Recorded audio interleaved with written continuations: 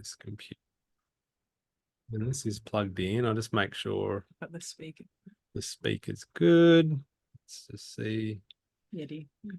No, that's a speaker. So that's the mic. Cool. All right, let's do it. Good to go. Yeah. All right. You ready? All right. All right. Welcome to the show, Natalie Stokell. It's so wonderful to have you on our show because we're going to be unpacking some really edgy topics in this conversation. So I wanted to welcome you to our podcast today. How are you going? You're really good. Thank you. I'm really looking forward to diving a little deep today. And just when you mentioned edgy topics, then I just want to preface, we won't be going too intense, but if this can be a bit of a deep topic, so if anything comes up for anyone, just a bit of self-care, and if you need to step away, if anything comes up, or reach out to me or to you guys, I imagine as well, please do.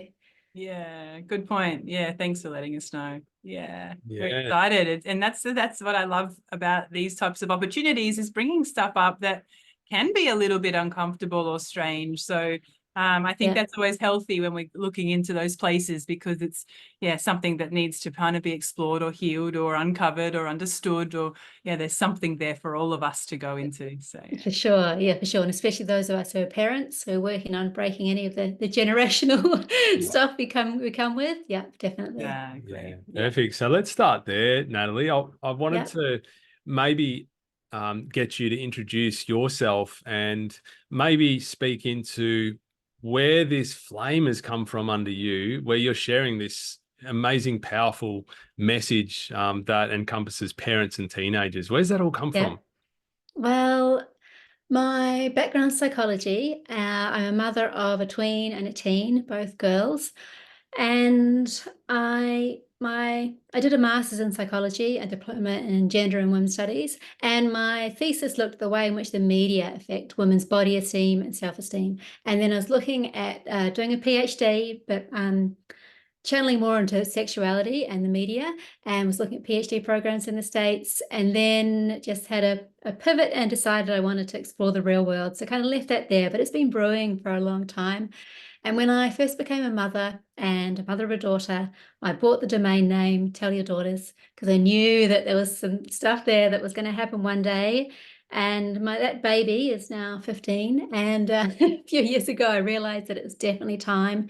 When I looked and when I realized the sex ed they were receiving, especially in schools, and saw how lacking it was, and it wasn't much an upgrade compared to the sex ed that I received many years ago at school, I just realized the deep need for it. And especially today when the world is changing so quickly, and the online world and the digital world. So I just saw a real deep need to provide our children with what I really feel they need when it comes to their sex ed. Yeah.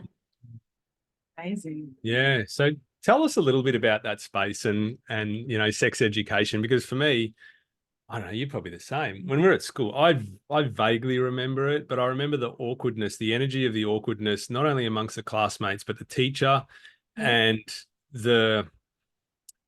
I guess that the tension that existed in that classroom. And it was almost like, I've just got to get this done so that I can tick a box. Yeah, for sure. Yeah. So tell me, was that your experience, and can you speak into what the current model maybe looks like? Definitely. I mean, that was my experience as well. And also my experience as someone raised as a girl and a female was that female pleasure was not mentioned. Sex was intercourse and ejaculation. That's what sex was. There was no mention of female orgasm or anything like that, or female pleasure. So, which was upsetting, confusing, as a teenager. These days, it really varies depending on the school and the teacher and the resources. But as a whole, schools are, they're limited resources in terms of funding and time. There's not much consistency between schools. Yes, there's a curriculum, but it's really up to the school about how that's delivered and who they've got there, who can deliver it. So And not to mention, like you mentioned, the awkwardness and what that classroom situation can be, depending on the class dynamics, what else is going on in that class, the relationships within that class. Like, there are so many layers. So I really tell parents that we cannot rely on the sex ed that our children are receiving in schools. It's really important that we supplement that and we provide them with more of a comprehensive education of our own that we give them, or we provide them with resources. Yeah. Right. I can see why that is so important. Yeah. I was just trying to reflect on my sex ed as I was growing up, and I don't actually, to be honest, either I shut it out or it didn't even happen. Like, I can't even quite remember, or maybe there's one vague class that I remember. But yeah, you're right, that the lack of information, the lack of understanding of even our anatomy and our body, male or female. Like, I don't, it's just so surprising to me that we've had a similar podcast, a little bit diving deeper into the sex. But that highlighted for me how little I knew about it. Like, I had a sexologist on there and showing me parts of my body, and I'm like, I didn't even know that existed. So I can imagine for a teenager, whether it's male or female, to understand themselves a bit more, and the need and the necessity of this in the schools and into communities and into families, I guess, ultimately, because it is our responsibility as parents to provide more of this. And we can't, like, I think that's something that we can't always just, the school will sort that out, and we'll just pretend we, cover our ears and eyes. Exactly. Sure. But it's a good one to kind of highlight to our listeners, that it's probably needs to start at home. It's something that we need to start and encourage more open communication. And if it's awkward for us, then how are we going to deliver that to the kids? And that's where you step in to help us with that, right? Yeah, definitely. Yeah, school is too little and too late as well, The sex ed they receive is often going to be in secondary school and often upper secondary, and by then it's too late for so many children. And sex ed is really an ongoing conversation that can start from when your children are really young, and it just goes on and age appropriately and organically just builds and builds, rather than the talk or the 1 or 2 or 3 classes they're going to get at school. You before I just heard you go la la la la la, like, block your ears kind of thing. I've got a feeling and a sense that you challenged that exact thing, because there's parents and there's us, there's even us, like, who we consider ourselves like fairly conscious parents. We do block our eyes and our ears to the reality of what, I guess, even what's being taught in the school in regards to sex. And I wondered, like, firstly, do you think that it's damaging what's actually being taught in the schools at the moment? Do you think that there's actually some negative impacts of the current sex ed that's actually being delivered? I couldn't say, because I think it really, really varies from the school to the teacher. Like, it really varies. I think in terms of damaging, I mean, I think they're missing lots of opportunities, and they're just so limited. What they can deliver is the bare basics. So maybe not the information being delivered is damaging, but it's damaging that they're not getting the information they need. Sure. So there's a lack of information, or quality information. Yeah. So can you tell us a bit about what positive sex ed would actually be? Sure. Yeah. So I talk about positive sex ed because I really like to view sex ed through a different lens. So traditionally, sex ed is viewed through the lens of like fear and prevention. We can't get pregnant, we can't get STDs. So that kind of the safety side of it is, and as well as the fear side of it when it comes to attitudes around sex. If you have sex too young, or have sex with the wrong person, or someone finds out you've had sex, all the kind of the negative beliefs we may have around it. So I like to reframe it and talk about sex slightly differently, because sex is it can be such a connecting thing. It can be such a beautiful thing, pleasurable. Like, there's so many things we can talk about when it comes to sex that aren't just based around fear and prevention. So I like to include connection, healthy relating. I like to talk about pleasure anatomy versus reproductive anatomy. So reproductive anatomy, like in a woman, like ovaries, uterus, vagina, and then pleasure anatomy, going more deeper into like vulva, labia, clitoris, cervix, with relation to pleasure and nerves, as opposed to pregnancy and birth. So really expanding the view of sex ed rather than limiting it to this thing which is fear and prevention. It's expanding the view and giving them the opportunity for them to expand their view of sex as well. It's not just this limited thing that we've got to be a bit scared of, or we've got to prevent certain things around. It can be a really beautiful connecting thing. I also talk about positive sex ed as in being feeling based. So I talk about fear-based sex ed and then feeling-based sex ed, which I think can be so helpful for teens, especially because those of us who have teens will know they're a big bundle of feelings. And if you're a teen yourself, you remember just the intensity with which you felt things.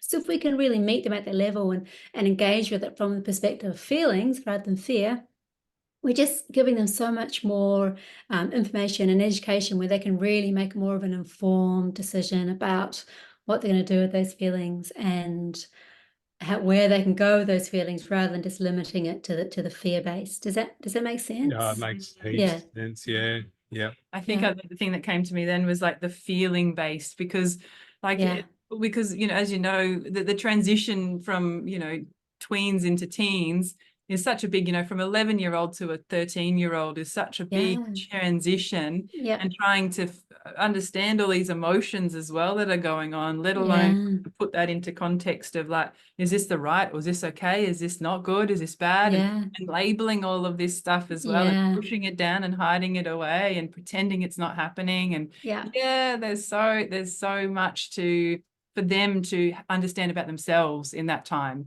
that it's important to process those feelings. And what is that feeling? Because I think society, we're so caught up in busyness and keeping going and, the next thing and stimulation, social media, especially at that age. So, tuning back into their feeling and what is that feeling, and associating with that is, I feel like that's beautiful. Yeah, and also their bodies, tuning them back into their bodies, and the feelings they have in their bodies, where their body ends, someone else's begins, the connection, the relationships. There's just so much we can teach them about healthy relating, as well as boundaries and safety and all that kind of thing. But just that the healthy relating from the heart and from the body in a more holistic way, I guess, seeing sex ed as more holistic. I think is super important. And the teens, we're meeting them where they're at. They're going to respond so much more, as well. Yeah, absolutely. I think that's a challenge for parents, though, to meet them where they're at, because it's without your understanding. Obviously you've done research and you studied in this area, but for the general parent, we're like, how do we relate to that again? I can't remember being a teenager and we've locked it out or pushed it away, or we didn't have anything like that. So we're meeting them. I think that's a great one, just meeting where they're at. But how do you do that? How do you meet them where they're at? Or what would you suggest for people listening?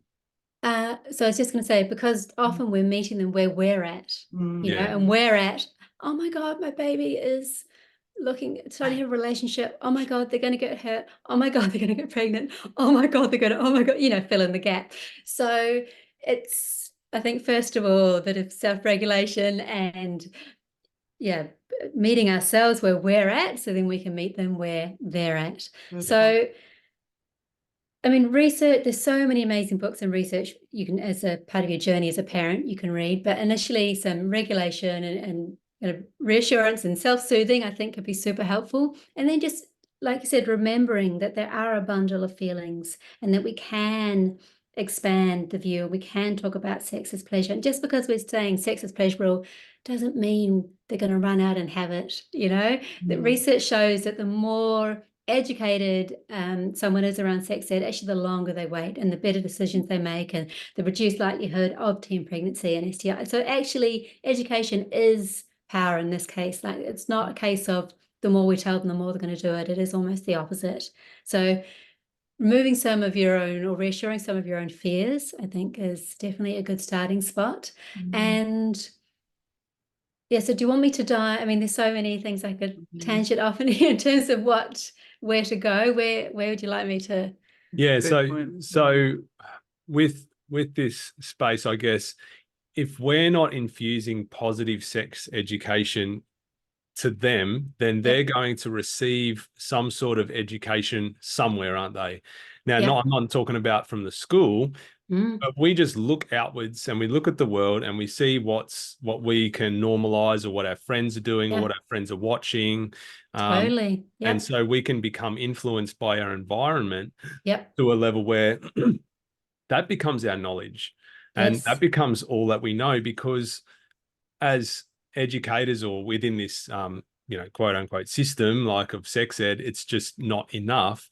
And so they're going to just start to formulate what they think sex is. And that maybe that is just penetration. Maybe that is only just looking at pornography and look at how they do it. So I wanted to maybe dive into pornography in teens, and maybe how that impacts them. Because for me, just so I can continue on my ramble here, when I'm trying to think about when I first saw pornography, and I would say that it was probably in year 7. I think I was probably about, I probably would have been about that 13 years of age, I'd say.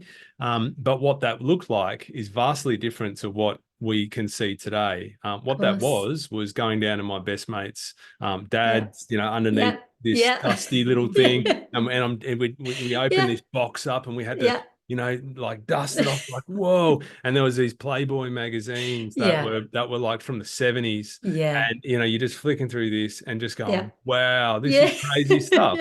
So nowadays, can you tell me about what kids are exposed to? Of course, and that's just a huge thing to remember today. That natural curiosity, that's so normal and so beautiful, and it's part of it's developmentally appropriate for teens to find out about sex, because it's part of their biology, their physiology. They're telling their body is soon becoming capable of reproduction, so they've got to inform and educate themselves. Amazing. They are doing exactly what they're meant to be doing by doing their research. And like you say, that when we were younger, our research was the magazine, and it was women with big bush and not much, there was not much going on. Like it was really quite vanilla, and I mean still explicit, but nothing quite normal and vanilla. These days, the way we do our research, we research from a little device in our pocket or a computer in front of us, and what we can find within a few taps is vastly different from what we'll find in the box under the bed, or even going into the library and looking up things about sex or relationships. Hugely different. So they're still doing what they're meant to be doing. They're still researching, but what they're going to find is potentially damaging, potentially graphic, potentially quite disturbing, especially for a young, impressionable person doing the research. Imagine you're doing a research, and one of the first things you come across is just something really graphic and intense that is going to become part of the lens through which you view sex and relating.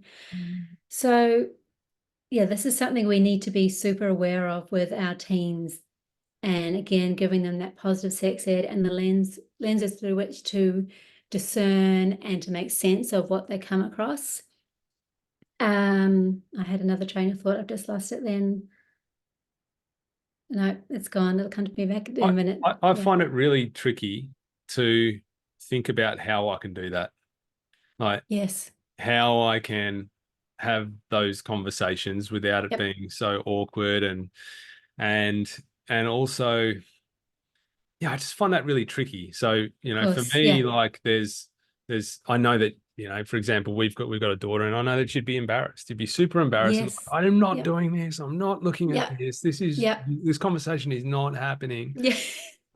So it's how do we approach it? How do we how do we start to approach that with them? Yes. So there's, like I said, this is the sex ed conversation can start so young, and it's an ongoing conversation, but the tween and teen years are especially important. So the tween years, which is, let's say, around 8 to 12, tween years are amazing for these kind of conversations, because neurologically their thinking starting to change from concrete to abstract, so they're becoming more capable of grasping different concepts. They've also got a really healthy curiosity, but most importantly, while they're becoming more conscious of themselves, they're not yet really self-conscious. So they're quite open to having these conversations. They're not yet embarrassed. And also, just as importantly, they still really think you're the bee's knees. You're still pretty cool. You're still on the pedestal. They haven't realized yet that you're a human and that you make mistakes and that you're flawed. So tween years are amazing for these, obviously age appropriate, but you can have loads of foundational conversations. And in later teen years, you can definitely, depending on the maturity of, I use the age, let's go by maturity, you're a child, depending on the maturity of your child, and also follow their lead. Give them just enough information and they'll come back to you with questions, and it'll be a bit of a to and a fro, and they'll go away, digest, they may come back, those kind of things. So it's tricky moving into teen years. Like you said, the teen years, there's a lot more self-consciousness, and it's becoming, yes, they're more capable of abstract thinking, but it's becoming a lot more applicable to themselves, what we're talking about. It's not just this happens when I'm older. It's, oh, I'm starting to get there. This is a conversation that can be quite personal now. This is when it does become trickier. So a few things I recommend. There are amazing books and resources. I've just pulled aside a couple here that are really good. So my teen, 15, she's not a reader at all. Like she's not really a reader, but she will read a graphic novel. And there are a couple of amazing graphics. So this is called Let's Talk About It. And then this one's called Wait, What? And we can link these in the show notes, but I'll just have a little flick through. So these are just really good kind of graphic novel style, really digestible, super easy, about so many topics: consent, dating, relationships, connecting, bodies.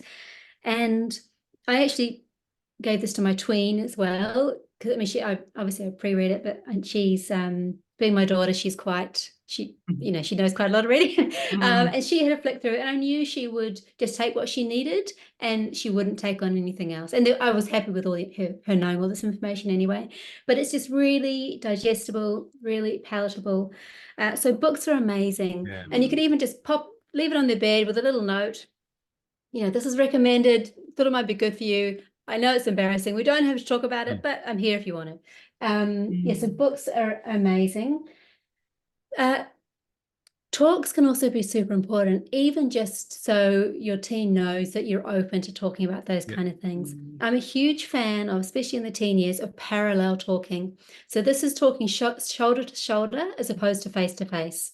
So when we talk face to face, we've got eye contact and connection. I can read your expressions consciously, subconsciously. I'm reading your micro expressions. I'm reading your responses to what I'm saying. I'm analyzing that, and I'm aware you're doing the same. So when we're face to face, yes, it has a beautiful connection, but also can have a heightened self-consciousness. Whereas when we're shoulder to shoulder, we're not under the scrutiny of that eye contact. We're not worried about micro expressions. If there's some embarrassment or shame or awkwardness, I'm not going to be too overly concerned with that, because I know you're not seeing that. So some examples of shoulder to shoulder conversations are like doing the dishes together, doing some housework or DIY. If you're an arty family, you could do something creative. In my workshops, at the end of each workshop, we have a watercolor exercise, and then I go through the anonymous questions. So during the workshop, when I pass a jar around, they put anonymous questions in and fold up so no one knows. And when they're doing the drawing, I read out the anonymous questions. So no, they don't have to go embarrassed when it's their question, because no one's looking at them. I'm not looking at them. They're not looking at each other. Their nervous system is relaxed because they're just doing this creating. Also with teens, walking can be amazing, especially a walk in nature, because you've got the benefit of the calming of nature. The walking, the left-right brain connection, because that movement. Driving can be amazing. Again, you're side to side. They can't escape, so they've got to listen. Obviously, be careful and be mindful. You don't want to torture your teen with this awkwardness, and it might just be a 5-minute conversation. Then you put their favorite song on, and that's it. Or just a short ride. Again, your teen, you know what they can handle. But these shoulder to shoulder conversations are just really easy and beautiful way of connecting and relating. It could even be a thing, every Sunday you walk to get an ice cream, or when you walk the dog, or just so that space is created. And you may even find there come at times when your teen's like, hey, can we take a walk? And that you've created that safe space for them. So you've got books, resources. Another one can be so obviously sending, if you know of a sex positive or a workshop that you've vetted that feels good, sending them to a workshop or some other education, as well as finding other grown-ups, trusted aunties or uncles. And I don't necessarily mean blood aunties and uncles, just adopted aunties and uncles. And that could be one of their friends, parents. Sometimes it's much easier for them to have that conversation with them, especially because we don't like to view our parents as sexual beings, God forbid. Oh my God, that's so sexy. But someone else's parents is not as gross. So, we could, if we got close friendships, or we could even have a phone call and say, hey, I'm worried about this, would you mind? Do you feel open to having a conversation with them about that? Or even get that person to give them the book with the note, even if you provide the book for them to give, like there's so many ways you can indirectly get that information to your child that aren't through the awkwardness or the embarrassment of that face-to-face. There's some good ones there, really good ones. Yeah. I was just thinking the walking is probably, I've started creating a bit more of a space for that with my daughter, and it does seem to work. Beautiful. And that indirectness is absolutely wonderful, and I've seen that happen even in the space. I've been running some men's circles for a while now, and more recently what was coming to me was, imagine if we just ran a workshop where boys and men can just get together and just make something or do something. Beautiful. Or, and we just ran this blacksmithing workshop. And the beauty of that was it still facilitated a space for men to open up about deeper conversations, which was happening. But it's also happening with the younger boys there as well. So they're part of that process. And what I found was that it gives them an indirect space to open up where they're doing something and making something at the same time. So I'm imagining that's the same kind of dynamic that you're speaking about. Yes, definitely. And that shoulder to shoulder connection and relating in that safe space. And also you're busy, your brain, you're regulated, just, you're receptive to receiving that information as well. Yeah, for sure. Great. So that's amazing information. And we're definitely going to try some of those too. And I wanted to ask you, are teens having sex earlier these days? So there are a lot of there's different research. They do seem to be slightly earlier, not too worryingly earlier. The most recent study done in Australia, average age was 15, which is earlier than in the past. But what I think is more interesting is that there seems to be more experience or more variety. So, for example, like anal sex was quite common, not just penis vagina sex. And to me, that was quite eye-opening, because in the past, generally, that's something that comes later. This is one of the things I believe as well, because the prevalence of porn and porn normalizing so much of that. And obviously anal sex is quite normalized in porn, in the same way that violence is normalized in porn. In porn, there's a study done recently, and verbal aggression occurred in 48% of the porn that they analyzed, and physical aggression occurs in 88%. Wow. Yes. And of that, 97% of the time, women were the receivers. So that's just normalizing aggression, normalizing physical violence, but also against women.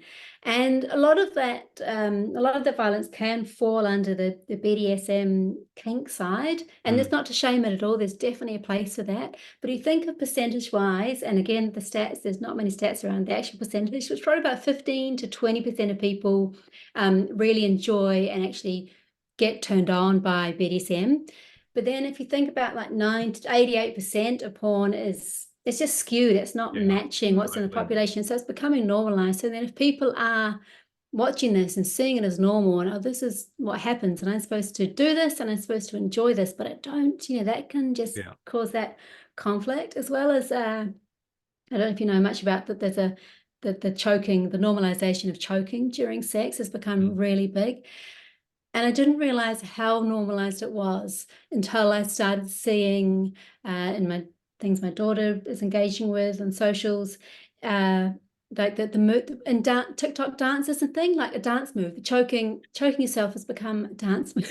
Oh, wow. And it's become something to do when you take a selfie, you know, and they're not Wow. even realizing that it's just like a, you know, like a pose, not Yeah. even realizing what they're actually recreating. It's become that normal. And again, the stats for choking, you know, probably may even be like 5% of people actually really enjoy and get physically turned on. Beautiful. But then if you apply that to, you know, 90, that's occurring in 90% of porn, it just leaves that real gap. And if teens aren't educated or haven't been given the porn literacy to how they're going to view porn, then they're going to develop some ideas that may not match their own experience, and also potentially really unsafe and damaging. So that's another big conversation, that the porn literacy conversation, I think, is super important to have as well. Yeah. That's surprising, hey? And like you said, if Yeah. that's where they're getting their information, their knowledge, Yeah. they're researching Of course. that, Yeah. and that becomes like, oh yeah, that's what we do. That's how it's Yeah. done. I've seen it. Yep. And you're Yeah. like, oh, it's such a skewed view. Oh, It's so yeah. wrong. And Yeah, again, yeah. really limiting what sex can be. It can Exactly. be so much more. And again, coming back to that feeling based, like let's tune with the feelings. Does this feel good? Okay, I'm going to express if this does feel good, it doesn't feel good. Let's work on our communication skills and getting in touch with our feelings. Like all of that's so important. And being okay to speak up as Of well. course, yeah. Knowing it's okay to speak up and knowing that it's supposed to feel good. Number one thing about sex is supposed to feel good. That's number one. Yeah. Isn't that That's just the key point there? Because I think Totally. we put so much emphasis on performance, Yeah. especially, you know, for Yeah. guys as well. And it's course. like, am I doing this right? This is how I've seen it to be done. Yes. So Yeah. maybe I'll just go hard here, and then, Yep. you know, and that's apparently what is the right thing to do. We're not Yep. going off our feeling senses there. We're going off what we've seen and learned Yeah. and watched, and that's all a play as well.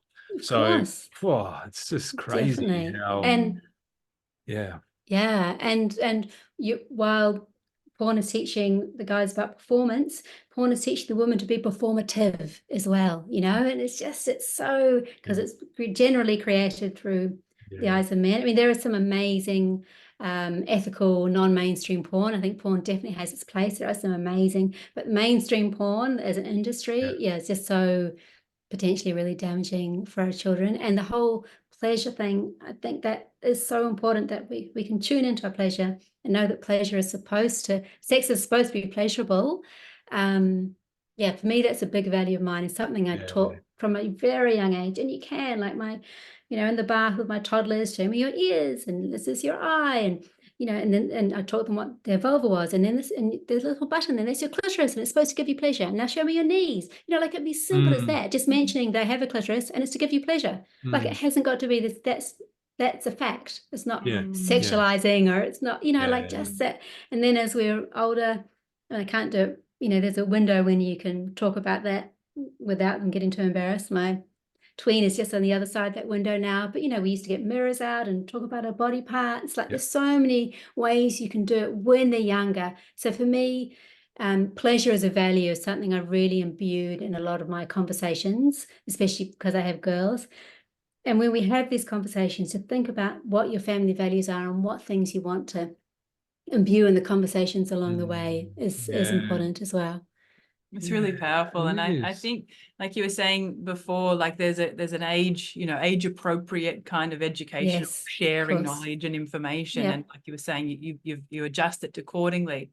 But I think you mentioned before, like the 8 to 12 years, they're kind of they're still young enough, but not to, understanding that it's not too embarrassing yet. Of course. So is that kind of the good age to start to really bring some of those deeper conversations in, would you say? For sure. Yep, definitely. I say you really want to, I'm a big fan of being proactive rather than reactive when it comes to sex ed. So getting things in there before you need to. And definitely you want to start telling your children these things before they find out from other people, especially the big things. I remember when my eldest was 7 and she came home from school, or maybe even 6, between 6 and 7, came home from school and told me that a friend had told her how babies are made, and was this true? And the way she was told wasn't the most beautiful way I was planning on telling her, and my heart just broke. So I had to repair that. Of course, I had the books and we spoke about it, but it was a repair rather than me telling in this beautiful way. So I definitely encourage parents to start talking about this earlier. Don't leave it until you think they maybe need it. Then there are so many beautiful books you can use to help you with this, and so many beautiful age-appropriate books. There's even books for young children about how babies are made, but it doesn't mention sex, but it just mentions the sperm and the egg, but it doesn't talk about how it gets there. So that could be the first layer, then the next, there's so many ways you can layer it that are appropriate for children. And also when you're younger, like preschool, a lot of the books can be, obviously, a lot of the education around there is more about body safety, so boundaries, keeping your body safe, your body's your own, so those kind of things. And there's so many amazing books. I can send you a link in the show notes as well, the books I recommend. And then you just layer on top of that as you go. Yeah, it's kind of like something that's all throughout their childhood, all throughout their development is incorporated at different. That's so important. I think that something that we've probably not done, like Michael said, we're a little bit more conscious, but I probably haven't actually gone into that space because I guess I'm following examples from role models in the past as well, so it's starting to kind of change that now for these guys to kind of, okay, it's okay to talk about this stuff, it's not embarrassing. And I think I still hold on a bit of that inside of me, so it's like, that feels awkward, but but like you said, the books, the research, understanding like how to speak about it is key. And like you said, it's probably better to have some sort of conversation than avoiding it altogether, even if it is awkward or weird. It's probably some way to start, I think, too. Definitely. And if you can't have the actual conversation, just a book on the bed with a note, come to me with your questions, or go to Auntie so-and-so with your questions, or I'm here for your questions, like just an opening, so they know that it's okay. And even if you do feel some shame yourself, which we all may have from our past, not passing that shame on, and just really having that open channel. You kind of get one opportunity, I think, like you get a window, and if you miss the window, then it gets a bit harder. And I think that's the message. And I also love that you put pleasure as at the forefront of it. This should be pleasurable. Most of the time, our education or the way we communicate is based on fear, because inherently inside of us, maybe our biggest fear as parents is that she'll get pregnant when she's 14, and then how will that look for her, and what will that mean, and what will we do then? Will we like look at abortion? Will we like all these things come up in your mind, and then before you know it, you've already recreated this whole thing. And then it's all about, okay, protection, right? And so it's all about defensiveness and how can I protect them? And then that is a product. I believe that's how I was presented sex education. It was all about prevention and safety, like you said at the start. So coming from the place of this is what it's for, it actually should be pleasurable. And can you communicate that this is not pleasurable and that this is actually really good? What a wonderful gift, if you can help them to speak up in intimate moments like that. They're going to be miles ahead of most adults in our generation that have been together in a relationship for 20 years and they're doing the same thing that they don't like, because it's like going to the hairdresser and you just go, thanks for the haircut. I hate that haircut every time. And you walk out. So Definitely. True. And the more opportunities, we can give them to practice speaking their voice, and to practice consent in non-sexual ways, and to normalize things like rejection, and to normalize saying no, and to normalize listening for someone else's no, and reading body language. There's so many ways as parents we can give them opportunities to practice all these kind of things. So then when they are in a situation, in a physically intimate situation, it's almost second nature to say or to do these things, because they've had so many opportunities to practice in other avenues and areas of their life. I have something I've always done with my girls, talking about consent here, from when they were a young age, and it's something I just started doing that I learned in a self-defense course myself, and I kind of adapted it as a thing for my children. Basically, the rule in my family and with my girls has been, someone's doing something you don't want, you tell them to stop. No, stop. If they keep going, then you say it a bit louder, because maybe they didn't hear you. So no, stop. If they still keep going, then you can add a lot of emphasis to it. In our house, it's okay to add a swear word, because if one of my children swear, my ears are going to perk up and I'm going to know something's going on. And also if they're outside of the house and something's happening and another adult hears them swearing, loudly, fuck off or something, they're going to get involved. So third, they're allowed to swear. And if they still keep doing it, then they can use physical force. So if they know we're not going to stop punch soft tissue or faces, but a push, a shove, a kick. They also know that with an adult, they don't know if something's going on. They know the spots to go for, that will have more of an impact. So for me, there are loads, siblings. There's a lot of fighting. I've got girls, but they still can get physical with each other. It's getting better now. When they were younger, quite quickly would escalate. So stop, fucking stop, physical. And just there's so many opportunities for them to practice this. And then a couple of years ago, my eldest, she was about 13, she came home. She said, oh, so-and-so was doing this to me in the playground today. Told him to stop, didn't stop. Told him to stop again, told him to fuck, didn't. So I kicked him in the shins. It's like, yes, And it was just, it was second nature for her. She did what we'd been practicing at home. She did in a situation with someone else. And that just made me so proud. And I don't mean that in a way to say we should all be violent beings, but just so proud that she stood up for herself. She was able to practice, to do what we'd been practicing. So there's so many things as parents we can give our children the opportunities in the house and in the home to practice that they can then apply as they get older in their interpersonal and also their physically intimate relationships.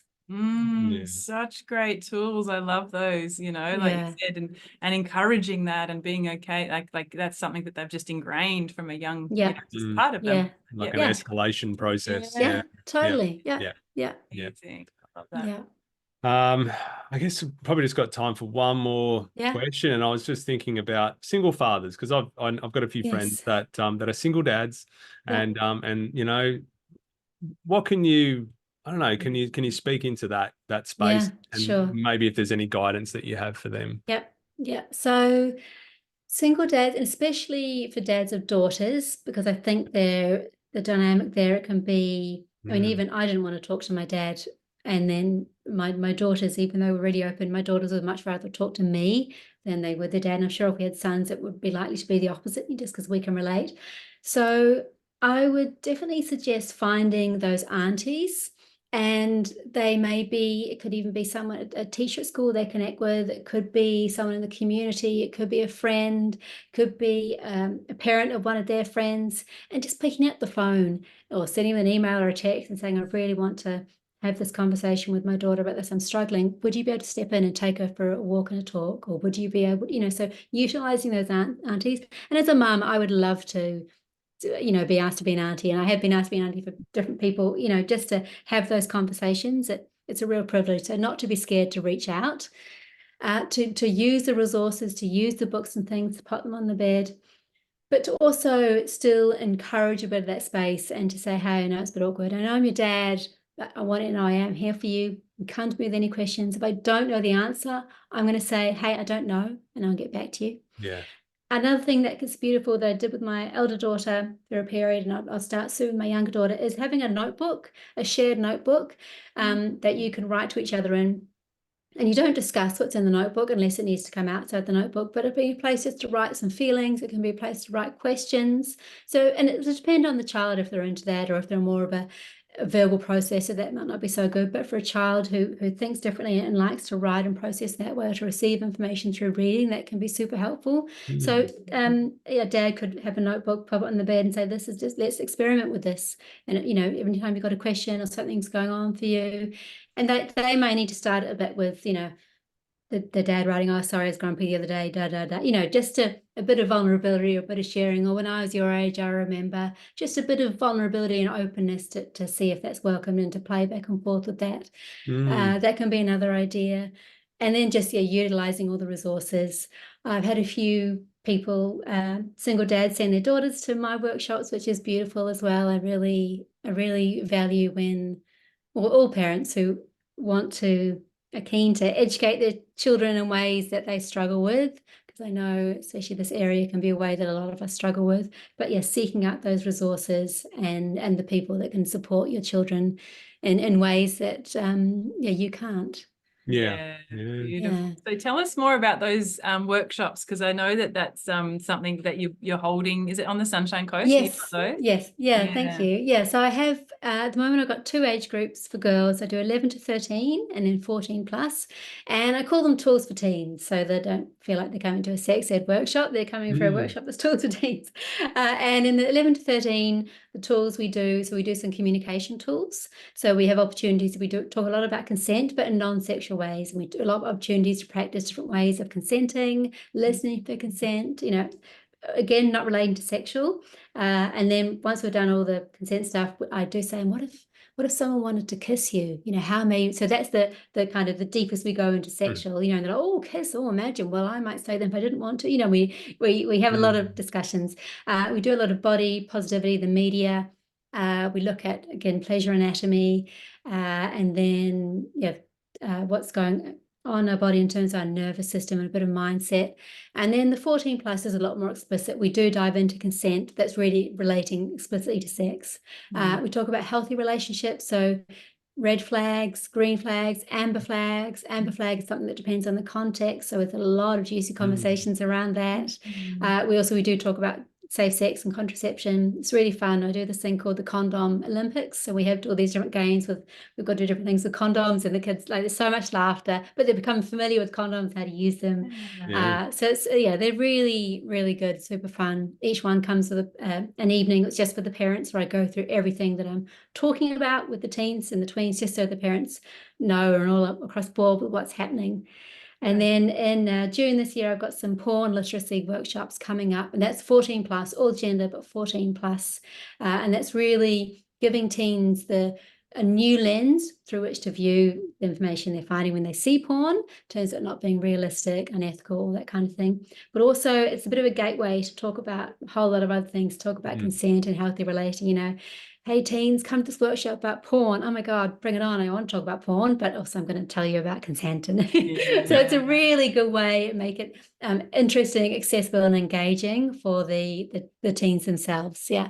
Amazing. And they're just all in person, though? None of that's online yet? Or No, not yet. At the moment, it's all in person. Yeah. There will be some of the porn literacy for parents coming online, but that's more like a toolkit for parents with conversation starters and resources too, so they can have some of those parallel conversations with their teens, and some resources. And as well as parallel conversations, if it's more of a abstract topic, the dinner table is an amazing place for these kind of conversations. And even if it's two grown-ups at the table talking, the children are going to be listening, like talking about do you see that thing in the news the other day? And then and we have a conversation about consent relating around that, or hypothetical questions that aren't, so it's not personal. It's just, but one of your friends was at a party and they were a bit drunk, and a guy was kissing them, but you could tell that they weren't into it, but they were too drunk. What would you do? There's so many ways we can start educating, and teens love being asked their opinion, and and so we can really work with that. So in terms of the online, there's a toolkit coming out that's for parents, so not for the teens, but for parents to use with the teens. Wonderful. Amazing. There's so much. I must say, I love your social media. On your Instagram, and if anyone's listening, I definitely recommend it, because some of your stuff that you bring up onto that social media is actually, I was a bit shocked. I'm like, yes. So I'll just let people go and have a look at your social. Make sure you do. I really it's just tell your daughters is the, tell your daughters. Because I think those sorts of things is what kind of went, right, I got to get on top of this. Like there's so much stuff that I don't know what's going on out there, particularly with social media.